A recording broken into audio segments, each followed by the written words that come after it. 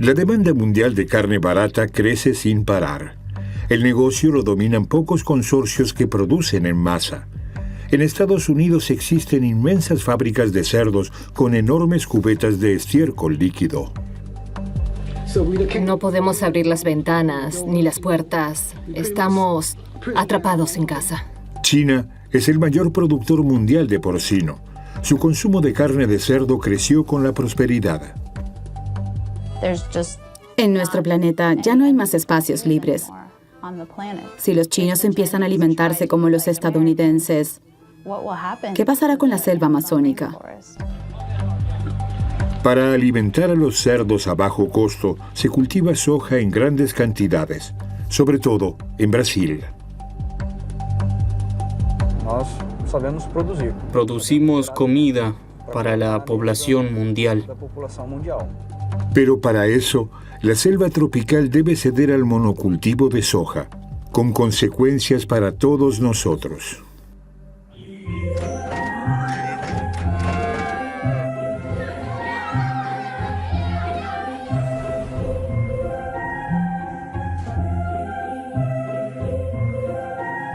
China, 1.400 millones de habitantes. La creciente prosperidad ha cambiado la dieta de la gente.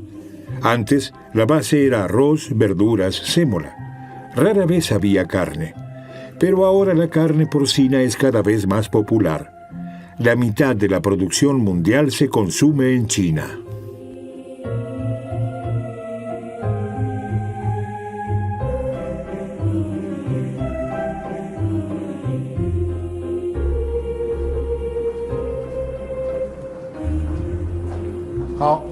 Aquí comienza la cadena del matadero.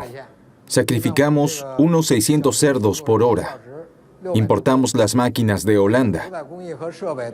La fábrica data de los años 50. Pero en 1998 pasamos a la producción a gran escala. El auge de la carne de cerdo en China tiene un impacto mundial, porque las empresas chinas compran megagranjas porcinas, por ejemplo, en Carolina del Norte, Estados Unidos. En Carolina del Norte, la cría del cerdo se hacía en granjas familiares. Unos 2 millones de cerdos en alrededor de 22.000 explotaciones. La ganadería industrial lo reemplazó todo. Inicialmente fueron Smithfield Foods y Murphy, empresas estadounidenses, pero ahora han sido compradas por el grupo WH, antiguamente Shuanghui de China. Es un consorcio multinacional con sede en China. Son muy ricos. Hasta donde sé, la ganancia neta del primer trimestre del año fue de $200 millones estadounidenses. Ves esos depósitos de residuos por todas partes y te dices, si tienen el dinero para arreglarlo, ¿por qué no lo hacen? No quieren gastar dinero para solucionarlo. Prefieren cargarle el tratamiento de residuos a la población. Haremos lo siguiente. Con esta cámara filmaremos nuestro vuelo por la tierra de los cerdos. Registraremos todo. Y si vemos algún vertido ilegal, lo volveremos a filmar en detalle.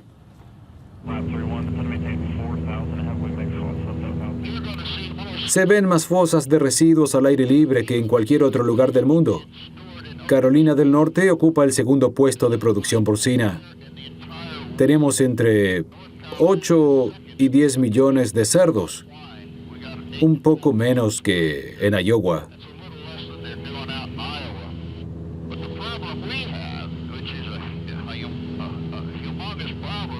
El problema es que están hacinados. Sus excrementos se concentran aquí, en la llanura costera de Carolina del Norte. Es un ecosistema sensible, lleno de humedales, arroyos, ríos. Megagranjas con enormes fosas de estiércol líquido hasta donde alcanza la vista. Cría intensiva de animales que apesta a muchas personas. No estamos contra las empresas agrícolas en Carolina del Norte. pero deben funcionar correctamente sin contaminar los ríos. Las grandes explotaciones están en comunidades pobres, donde nadie se defiende ni trata de evitar que se instalen ese tipo de empresas. Cuando vienen, nos dicen que traen puestos de trabajo para que se beneficie la comunidad. Pero son tareas que nadie quiere hacer en el matadero o en la granja porcina. No es un trabajo agradable. Y raramente verá a los dueños viviendo junto a esas explotaciones. Elsie Herring sabe lo que significa vivir junto a una megagranja. Los campos que rocían están justo aquí, por eso no abrimos las ventanas. Aquí está la ventana del baño, al lado estaba el dormitorio de mi hermano y ahí la ventana de la cocina. Por eso no abrimos las ventanas que dan a ese lado, a los campos. Las grandes explotaciones están por allá. Desde aquí no se ven, pero desde la carretera sí.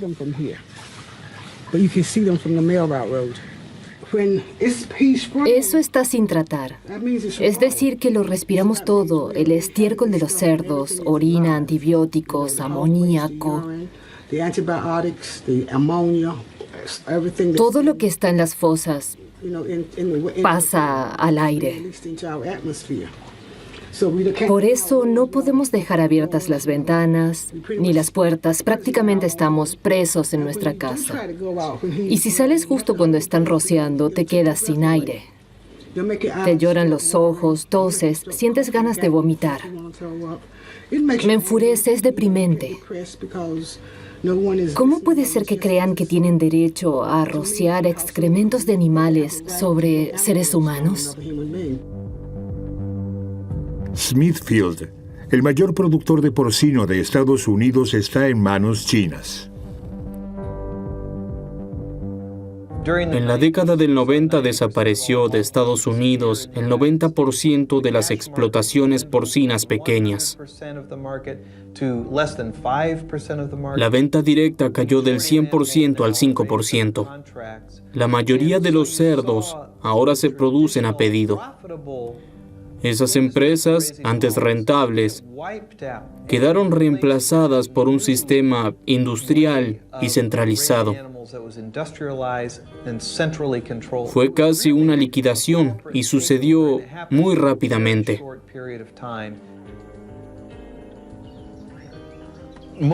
La mayor parte de la cadena productiva porcina en Estados Unidos es industrial. Se le llama integración vertical.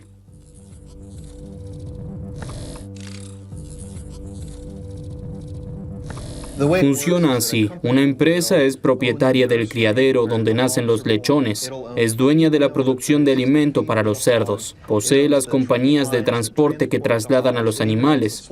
Hasta tiene el matadero donde finalmente se procesan los cerdos. Esas empresas eran los pilares de la ganadería de Estados Unidos y Smithfield las absorbió. Durante décadas fagocitaron empresas independientes. Jamás deberían haberle permitido una cuota de mercado tan grande. No habría que permitir que una empresa controle el 30% de la industria porcina o alimentaria. Cuando eso sucedió, la empresa se convirtió en una adquisición muy atractiva para inversores extranjeros.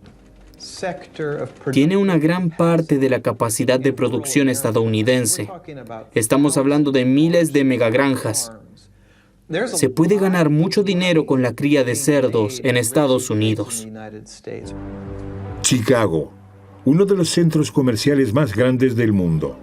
Aquí también se comercializan productos agrícolas. Este es el parque bursátil.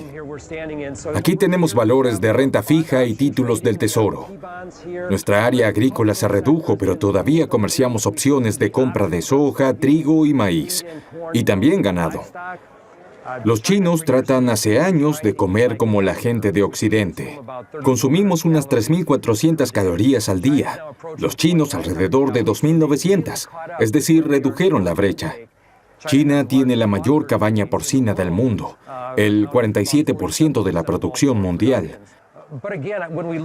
Y si observamos el consumo de carne o de calorías, países como Bangladesh, Nigeria, Pakistán o India aumentarán aún más el consumo de calorías en los próximos 10-20 años. Todavía no tienen el poder adquisitivo para incrementar el consumo de carne. En China sucedió recién cuando su PIB creció drásticamente en 2001-2002. La demanda china de cerdo impulsa a los consorcios chinos a adquirir empresas y conocimiento en todo el mundo.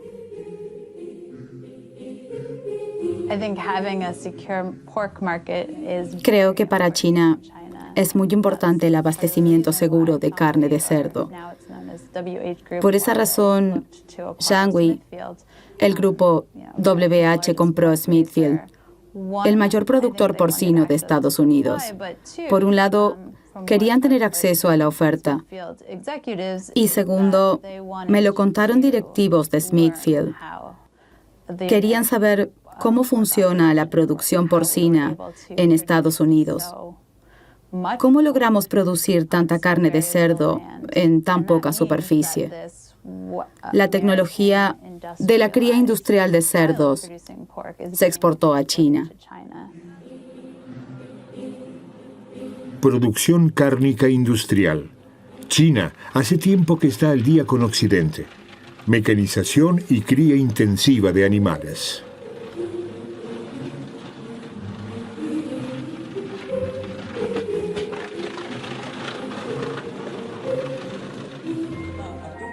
En 1961, esto era un pequeño matadero para pollos y otros animales. En 1992, el gobierno nos alentó a trabajar de manera más eficiente. Nos permitieron crecer, comprar maquinaria para trabajar de forma más industrial. Entre 2003 y 2006, crecimos alrededor del 30% anual.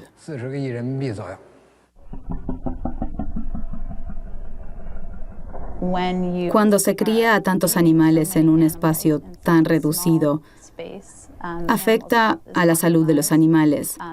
Por eso, se les administra antibióticos para prevenir enfermedades, pero también para que los animales suban de peso. Si tienes pocos cerdos en tu granja, sus excrementos son muy útiles. Se pueden distribuir perfectamente como fertilizante en los sembradíos. Tienes un ciclo completo de nutrientes. Pero si tienes 10,000, 20,000 cerdos, sus excrementos se convierten en una gran carga.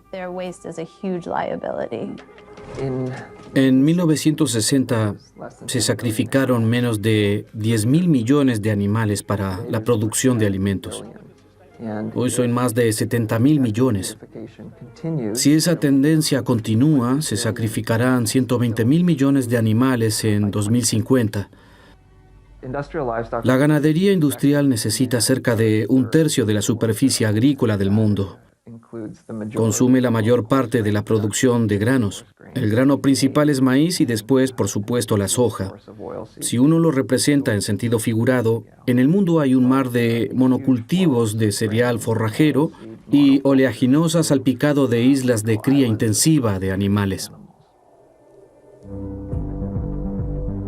La soja es crucial para la agricultura industrial. Se cultiva cada vez más para saciar el hambre de carne de China.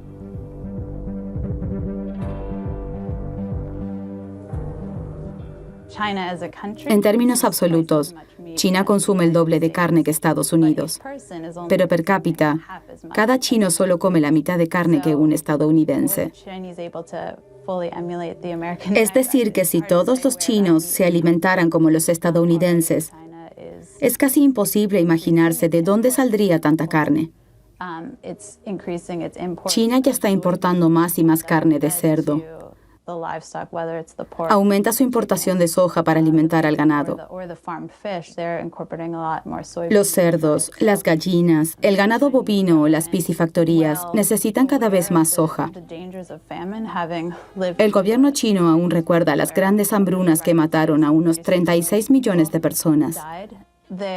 Quieren asegurarse el suministro de alimentos. Pero si los chinos empiezan a comer como los estadounidenses,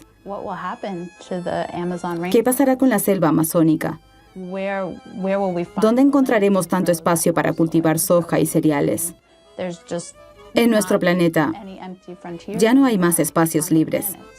Lo que pasará se ve aquí. Brasil. Este verano se taló 4 veces más que el año pasado. El nuevo presidente, Bolsonaro, alienta a los agricultores para que usen la selva tropical como espacio económico. Se cultiva sobre todo soja, cada vez más monocultivos de soja. Por ejemplo, aquí en Santarém, en el estado de Pará, María Arruda lo tiene al lado. Allí detrás de nuestras casas, está la plantación de soja.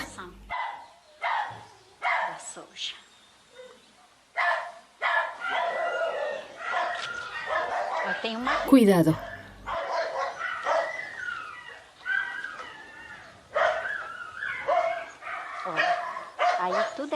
Todo esto es de la plantación. Estamos rodeados de soja. Estamos justo en medio. Antes la tierra era de un negocio familiar. Ahora es un monocultivo de soja.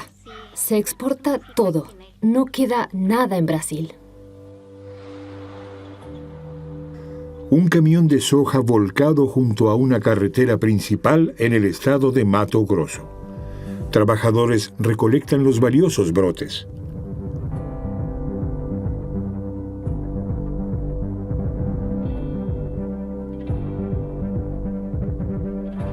Antes, aquí había selva tropical. Hoy, soja hasta donde alcanza la vista. Acompañamos a un productor de soja. Antes de que empezáramos a cultivar, todo esto era floresta, tierra barata. No había nada. Solo había que suprimir toda la vegetación. Al otro lado de la carretera era igual. Durante un tiempo lo hicimos para mantenernos. Na época, veio-se fazendo isso para arrumar meio de viver. Toda nuestra economía regional se basa casi exclusivamente en la soja. Es nuestro oficio. La gente aquí no sabe hacer otra cosa. Hacemos comida para el mundo. Antes no existía la soja aquí. La importábamos. Pero después descubrimos que aquí crece muy bien y que tenemos las condiciones adecuadas. Y con ayuda de la investigación genética, mejoramos cada vez más la semilla. Desarrollamos variedades específicamente para nuestra región.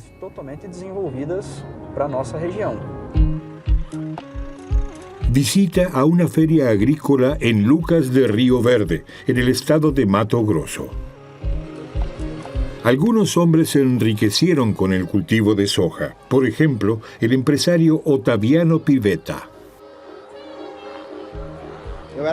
Antes era un pequeño agricultor en Río Grande do Sul. Tenía 15 hectáreas. Vine aquí en camioneta para ayudar a mi tío a mudarse. Era joven y muy entusiasta. Quería labrarme un futuro aquí. Tuve suerte. Se combinaron varios factores. Estaba en el lugar correcto, en el momento oportuno, cuando en todo el mundo aumentó la demanda de proteína, de alimentos. Tenía un sueño inusual, una fantasía, pero la realidad superó mis sueños. Mi empresa tiene 270.000 hectáreas de tierra de cultivo. Saqué la empresa a bolsa Fiz abertura de capital, y vendí el 70% de las acciones. 70% da empresa. Soy accionista y consejero. En Brasil, en todo el hemisferio sur, la soja es la punta de lanza de un nuevo modelo de producción de capital llamado agronegocio. La soja es un producto estandarizado, una materia prima, igual en todas partes del mundo. Es fácil de producir a gran escala. En Brasil tenemos haciendas de 240.000 hectáreas. Y el mercado mundial está controlado por solo 5 empresas: Bunge, Monsanto, ADM, Cargill y Dreyfus. Especulan sobre los precios, la oferta y las acciones que influyen en el mercado. Y convirtieron la soja en el pienso más importante, ya sea para el ganado porcino, bovino o aviar. Y así se convirtió en la materia prima más importante para la alimentación humana. Por eso el mundo se ha convertido en una gran posilga y las empresas emplean la soja como si fuera el único alimento en el mundo. Siempre son las mismas semillas, los mismos pesticidas, los mismos comerciantes, los mismos mecanismos de fijación de precios, los mismos grandes actores globales. Es un sistema de producción muy homogéneo. Si bien está integrado de diferente manera en diferentes ecosistemas y mercados, es un sistema de producción que crea su propia homogeneidad para atender al mercado mundial.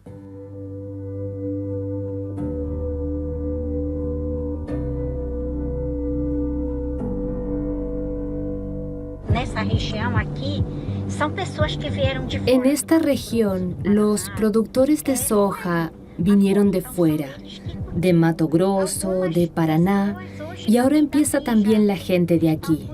Se dieron cuenta de que es un buen negocio, pero la mayoría de los que empezaron con la soja vinieron de fuera. Apuestan mucho a las máquinas y por las máquinas no tenemos trabajo. Muy pocas personas trabajan en estos sembradíos. Para los lugareños no hay trabajo. Solo contratan a unas pocas personas que saben conducir tractores. De lo contrario, hacen casi todo solos.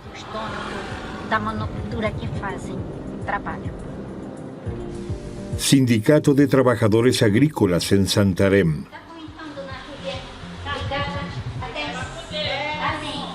Los lugareños casi no se benefician del auge de la soja. La razón: los pequeños agricultores no pueden competir con las grandes empresas. No pueden producir con tanta eficiencia como la agroindustria.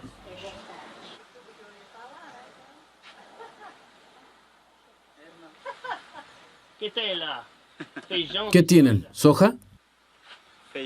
No, no es soja. Nos desplazaron de todos los mercados, del de soja, maíz. Una cosa es cierta. Solo las grandes explotaciones pueden ganar dinero aquí, no las pequeñas. Claro, puedes cultivar maíz, pero ¿dónde lo vendes? No te da ganancias. El mercado se orienta a los grandes productores. Si quieres cultivar soja, necesitas grandes máquinas, tractores, y nosotros no podemos costear eso. La soja no es para pequeños agricultores, esa es la realidad.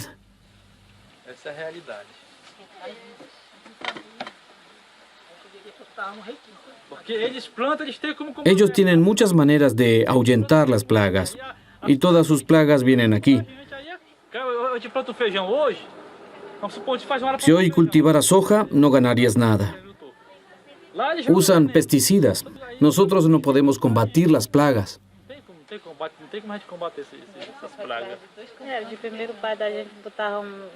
Habíamos cultivado soja y cosechamos 2 sacos, de verdad. Lo hemos dejado porque las plagas nos llegan desde los campos de los ricos.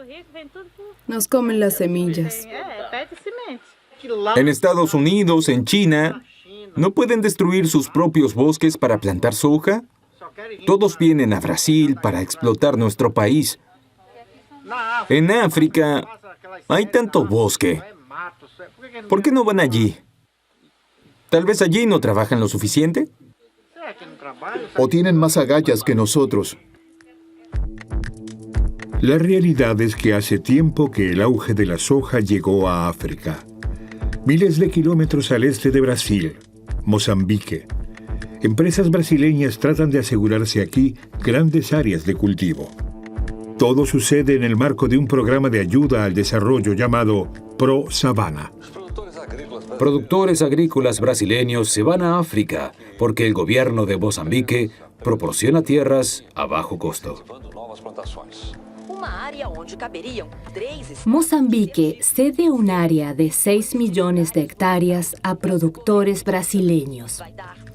Y muy barato. Será en régimen de concesión para cultivar soja, algodón y maíz, destinados principalmente al mercado chino. Acompañamos al activista de derechos civiles Jeremías Bunjañe en la región de Nacala. Aquí prometieron mucha tierra a empresas brasileñas. Hola, ¿qué tal? Bien, ¿y tú? Estoy bien, amigo. Bueno, es el momento de sembrar. Acaba de llover. Sí, llovió mucho. Podría haber una buena cosecha este año y el que viene.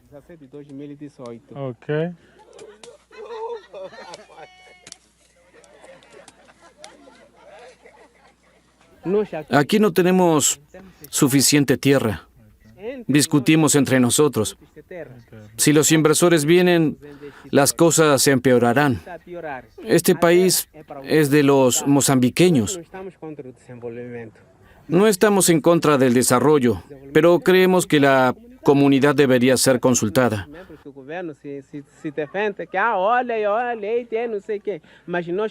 Al contrario de lo que afirma el gobierno, no nos alimentamos con soja. Comemos nuestros productos locales. Aconsejamos al gobierno antes de que comience el proyecto.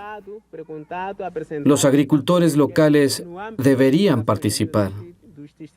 En cambio, hubo reuniones a puerta cerrada, aquí y a nivel nacional. Hubo algunas amenazas, intimidaciones. Identificaron a muchos campesinos.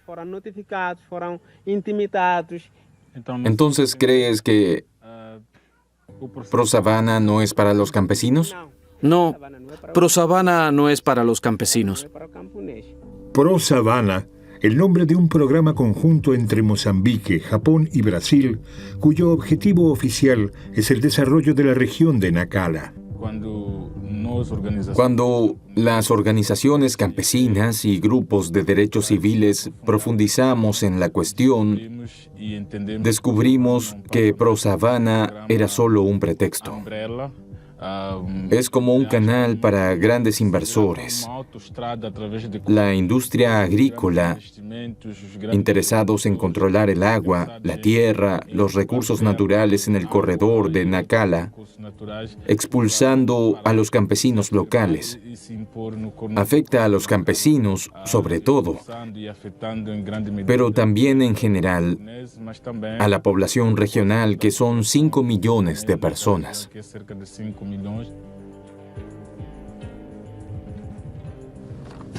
¿Esta es su tierra? ¿Es la que querían ocupar?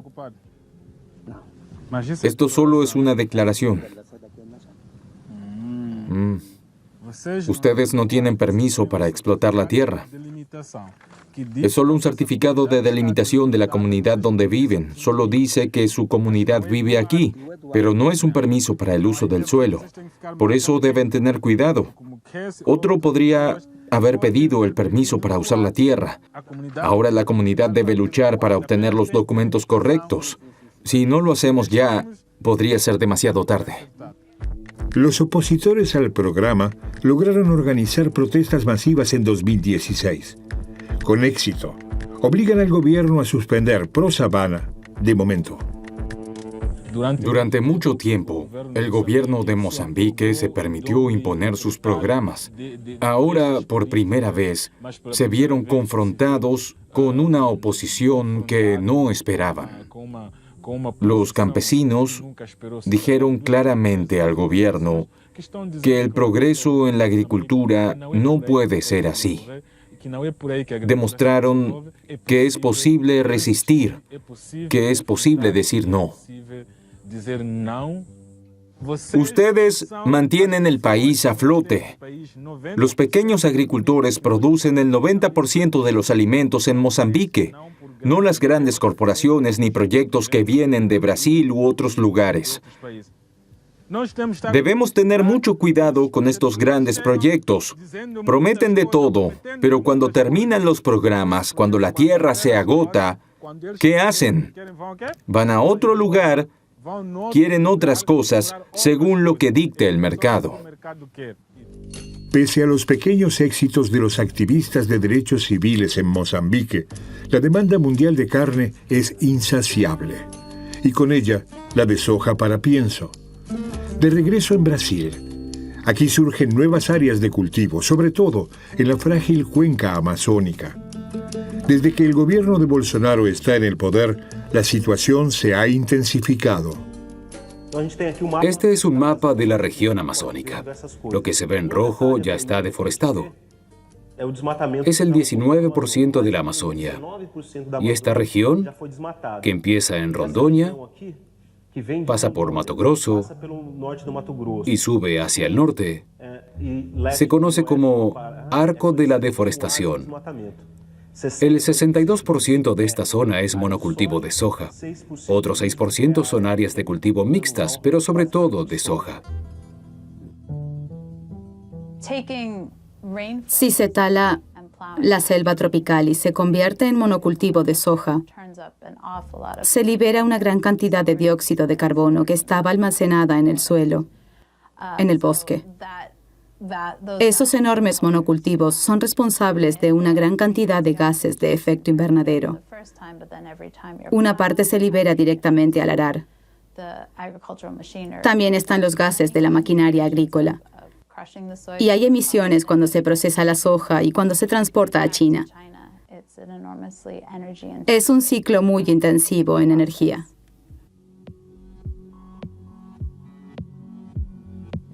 En el contexto del cambio climático pensamos en cómo reducir las emisiones de dióxido de carbono de la agricultura. La deforestación de las selvas tropicales para crear áreas de ganadería o monocultivos tiene un gran impacto en el clima.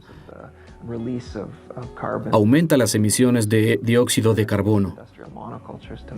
Además, se necesita mucho fertilizante artificial para que esos suelos sean productivos. Lo que está ocurriendo en Brasil es un crimen desde el punto de vista de la agronomía. Para poder cultivar soja en una región preamazónica, tropical y húmeda, hay que traer fertilizantes de China, nitrógeno, fosfato, de Dios sabe dónde, porque ese suelo no tiene suficiente. Eso es un error que en algún momento va a causar un desequilibrio en la naturaleza, por no hablar de la pérdida de biodiversidad. En el sur de la región amazónica, en Mato Grosso, puedes conducir 200 kilómetros sin ver otra planta, solo soja, y tampoco ves gente. La soja también ahuyenta a las personas.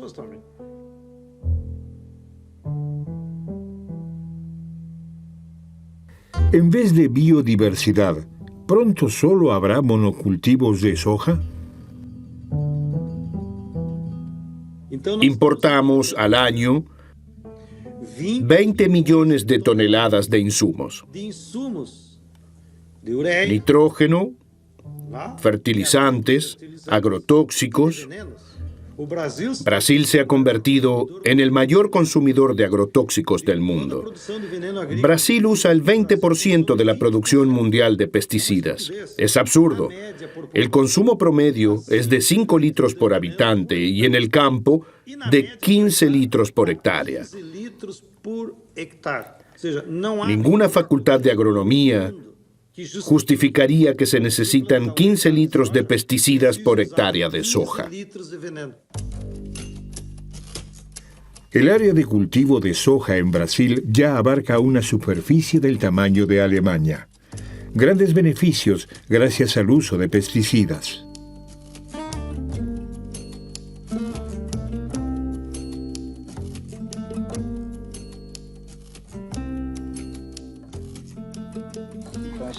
Acabamos de cosechar la soja. ¿Usted la come? ¿Comerlas? No, mejor no. Echamos algunos productos. Tenemos que esperar un poco antes de comerlas. Son bastante amargas. ¿Quiere probar? Forraje para las enormes cantidades de cerdos, pollos y vacas de China. Y desde el comienzo de la guerra comercial de Estados Unidos, los chinos compran aún más soja en Brasil. No tiene sentido cargar la soja de Mato Grosso en camión, llevarlas 3.000 kilómetros hasta el puerto, enviarlas a 20.000 kilómetros a otro puerto en China, transportarlas 2.000 kilómetros a una fábrica agrícola para dárselas a los pollos. Los chinos deberían ser capaces de criar pollos sin soja. Pero la soja es altamente proteica y barata, el alimento ideal para la cría intensiva de animales en todo el mundo.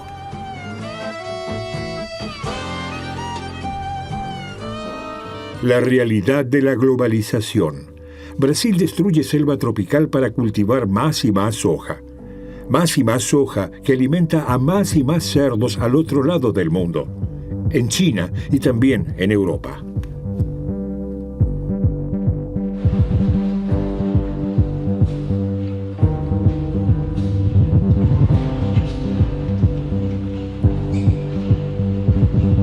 El gobierno chino anunció su objetivo de reducir a la mitad el consumo de carne para 2030.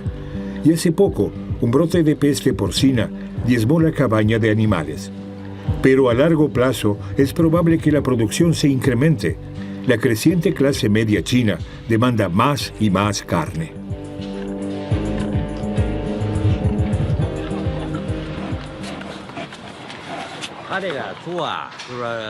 Tienen un microchip en la oreja, un identificador. Los podemos vigilar constantemente desde la computadora o el iPad.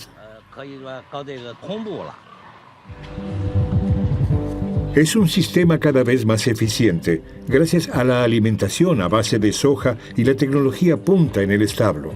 Agroindustria para carne barata.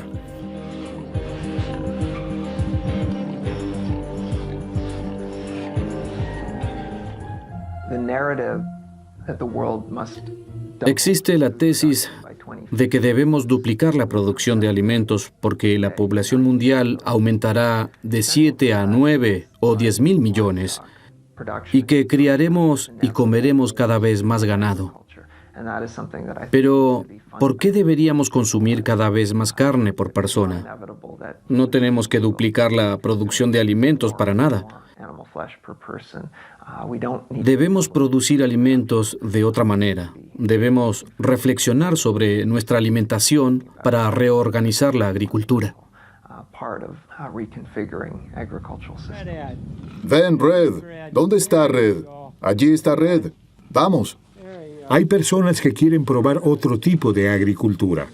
De regreso en Estados Unidos, Jude Becker es agricultor orgánico en Iowa. Apuesta a la calidad, no a la cantidad. Sí, viene siempre.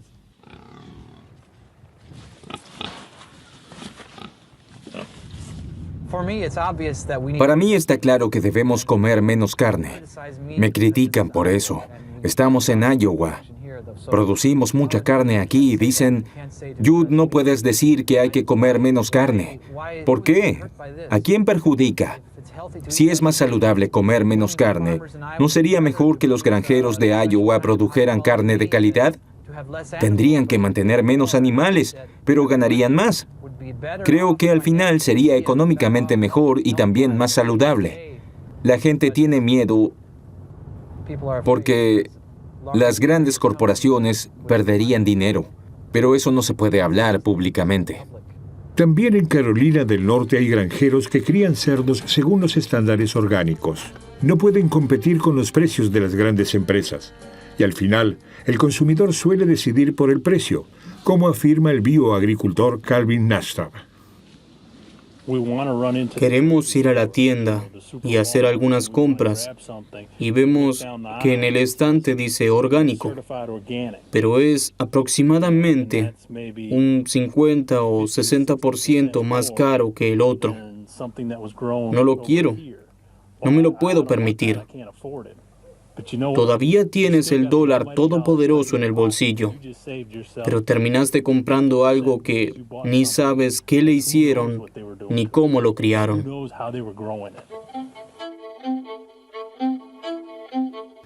Monocultivos de soja y cría intensiva de animales. ¿Cuánto tiempo funcionará este sistema de carne barata? Digámoslo así.